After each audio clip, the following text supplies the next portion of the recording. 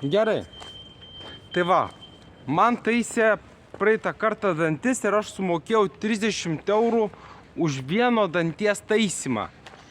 Buvo 2 skylutės skirtingose danties pusėse. Gydytoja pasakė, kad vieno danties taisymas kainuos 30 eurų. Ką aš noriu pasakyti? Kad valdžia deklaruoja, jog dantų taisymo kaina priklauso tik tai nuo medžiagų. Bet pasižiūrėjus, kiek medžiagų deda į dantį, į burną, ten žinokit, ten toks kiekis, ten gal pusę gramo, gal 10 gramo dalis. Ir man labai keista, kad odontologijos skyriuose, kai taiso dantį, ten deda tų medžiagų, gramo nėra net.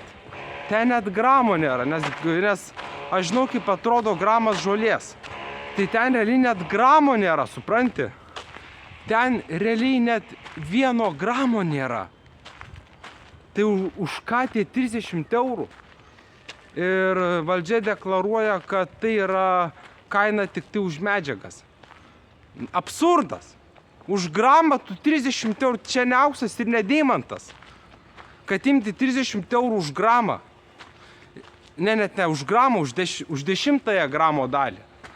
Čia yra absurdas. Už 10 gramo dalį mokėti 30 eurų? Jūs ką, chujėli? Taigi čia yra akivaizdu, kad tu moki už darbą. Ir valdžia tikrai padidino kainas, pakėlė kainas ir pasiteisinimas, kad tu moki už medžiagas.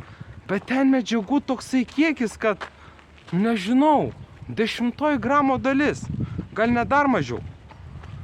Vaistai, supranti, brangiau kainuoja nei tos medžiagos, turiu omeny, šitą psichotropiniai vaistai pigiau kainuoja nei tos medžiagos. Taigi ten paprasta košelė, ir kaip ją pagaminti, žinai? Tengi paprasta košelė.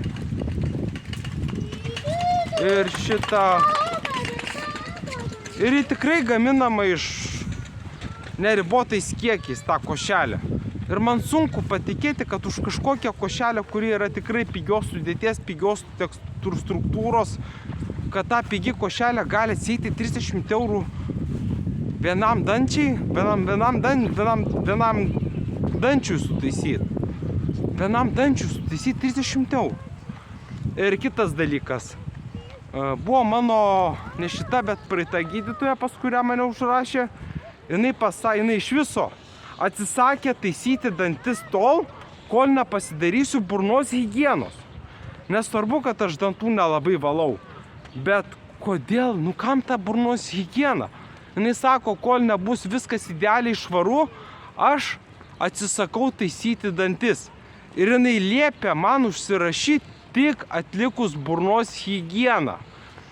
Ji man nurodė, kad aš turėčiau atlikti burnos higieną ir tada tik tai eit pas ją. Taip pat jinai pasakė, kad aš turėsiu mokėti už burnos higieną 2 kartus per metus, kas yra 170 eurų. Aš turėsiu už burnos higieną mokėti ten pilną kainą, už darbą, už medžiagas, už viską, kas yra 170 eurų per metus arba 85 eurai per pusę metų. Įsivaizduoju, kokia gydytoja. Jinai atsisakė taisyti dantis tol, kol neatliksiu burnos higienos. Ir čia dar ne pats baisiausias atvejis. Kitos gydytojos dar žiauresnės.